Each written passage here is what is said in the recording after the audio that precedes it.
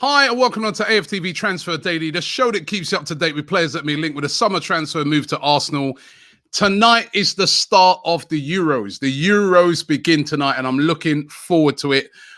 Italy versus Turkey. I cannot wait for it to get underway. And of course, throughout this tournament, we'll be running our eyes, across some of the players that are going to be playing tonight. Particularly tonight, I'm going to be taking a look at Turkey's right back. Yep. I'm doing a bit of scouting.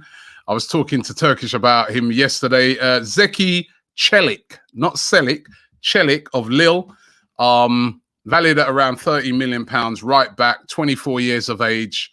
Has been heavily linked with a move to Arsenal. He's had 35 caps so far.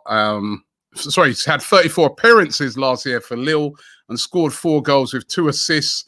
Also been capped for Turkey many times, and I'm going to be looking forward to seeing what he's like. Of course, players playing in the Euros, their value, if they do play well, that 13 million, he has a stormer tonight against Italy, could turn to 15, 20 million. That's what happens. That's why sometimes you got to move early on your targets. But I'm going to be really interesting to see how he performs tonight, and I can't wait for it to all get underway. England, of course, playing on Sunday as well. What about Granit Xhaka? It definitely looks now that he's on his way out. Could it even be done today or tomorrow? It seems inevitable. It really does seem inevitable. £17 million said to be the fee, and Granit Xhaka's finally going to be leaving the club. But I was really interested yesterday to read some of his comments. Now, a lot of people have been losing it about these comments that he made, including Turkish. We were on the live show last night. Turkish, we know he doesn't really check for Xhaka too much. But let me give you the quotes. He said, just a sum of it, right? He said, football is a team sport and you're only as good as your team. Of course, it was a good year for me personally. I've always played and performed. But the place at the end of the season, of course, is really bitter and disappointing for us. Now, there's been a lot of Arsenal fans losing it, saying, and I've seen like a headline slide dig at Arsenal as he departs, and Xhaka piles into Arsenal. I'm sorry, I think this has been taken out of context. I really do. I'm going to stick up for Granit Xhaka here. I really am, because he's basically saying that he personally thinks he had a good season, which personally I think he had a decent season. Apart from that Burnley game, the 2 Burnley games, the one where he got sent off, the one where he gave away the stupid error that led to that goal. Apart from that, I think Granit Xhaka this season was pretty consistent for Arsenal. I really do. And then he filled in at left back and he done a decent job. He's a team player. He's not a standout player, but I thought as a team player, he was one of the better ones. I'm not saying he was great. And he's sort of saying, I think I had a decent season, but at the end of the day, it's bitter for me and really disappointing because, we finished 8, we poor in the league. And when he says you're only as good as your team, I don't think he's saying that as if to say, I'm way better.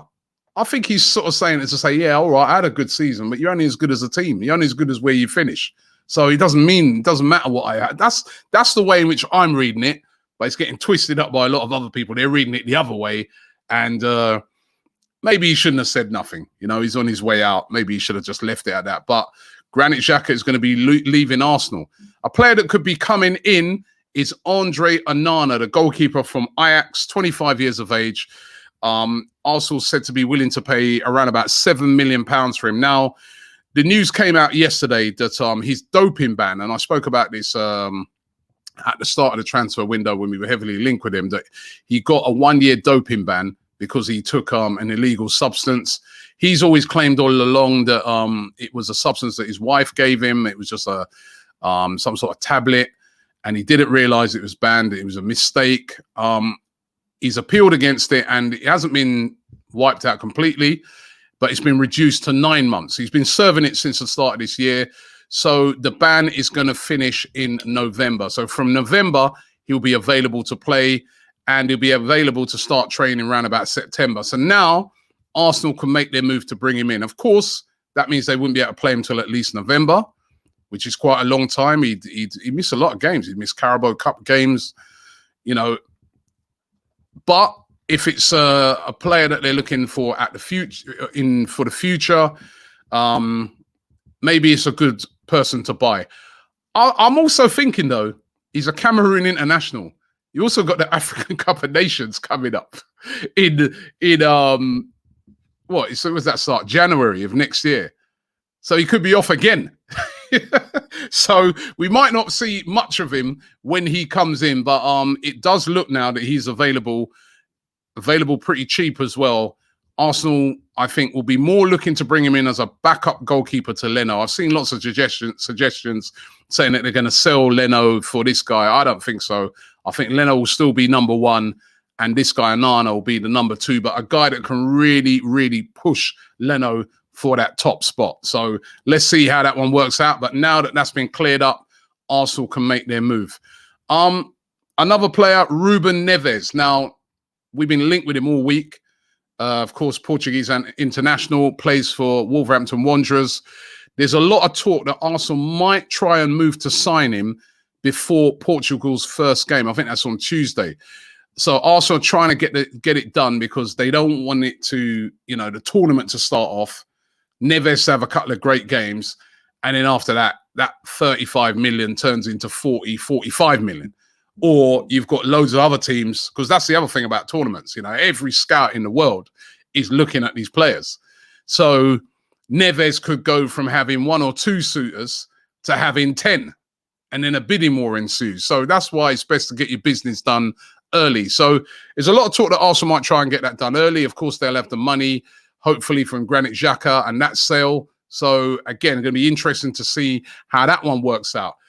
Then today we've been linked with another right back. I spoke earlier about Chelli, but this guy, Tyler Adams, plays for RB Leipzig, right back, 22. He's an American international, plays for the USA.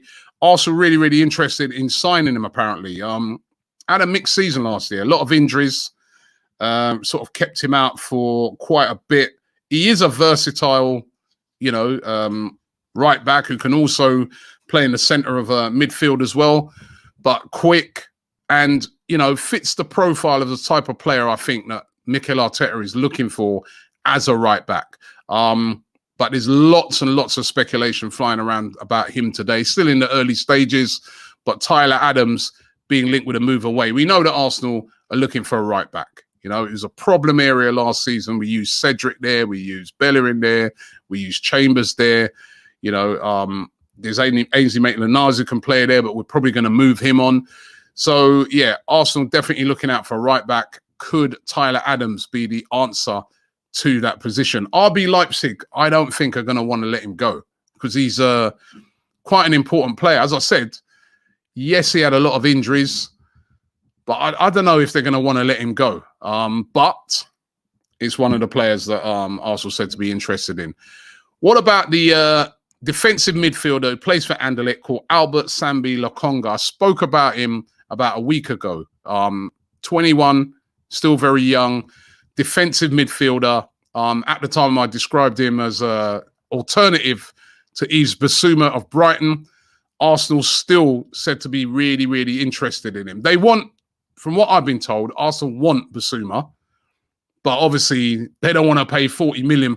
And that's what Brighton want. Brighton want £40 million for Bissouma. That's a lot of money for a defensive midfielder.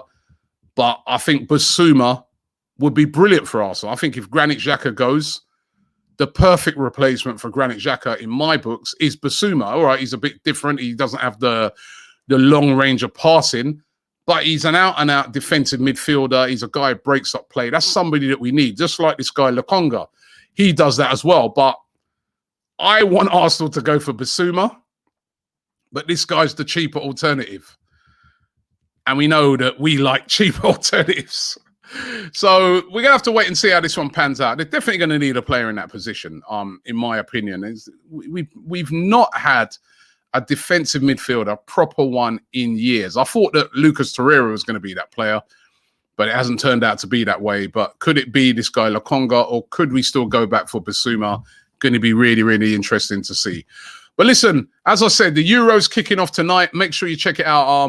We're going to be you know, every night with our news daily shows, keeping you up to date with what's going on at the Euros, especially when it comes to the Arsenal players. We've got a few there. As I mentioned, Leno earlier, he's going to be there with Germany.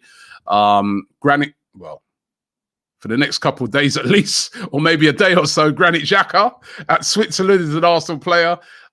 We got Saka in there. We don't have a lot of players at the Euros, really, when you think about it. And that might not be a bad thing for Arsenal, because that means that, you know, our players are not going to be super tired going into the new season, because that is the one thing about the Euros, you know, and these competitions, they can take a lot out of you. So could be a blessing in disguise. But then on the other hand, what does it tell you about Arsenal that we have so few of our players playing at the Euros? It tells you that, you know, we need to up the quality of the type of players that we have. So, but listen, as I said, kicks off tonight. The guys will be all over it in News Daily. News Daily tonight is going to be coming from Wembley, right? So make sure you check it out. It's a show is coming from Wembley. It's going to be a great one. And then after that, the competition begins. You can get over onto the Don Robbie channel if you want to watch all the watch-alongs to the games. That's where it's going to be. And of course, I'll be here every day, keeping you up to date with all the transfers and really casting an eye over some of those players in the Euros, not just the Euros as well, Copa America as well, to see if there's any gems we could look at and talk about. Maybe they're the ones that Arsenal should be bringing in. So thanks for watching the show today, and I'll be back tomorrow.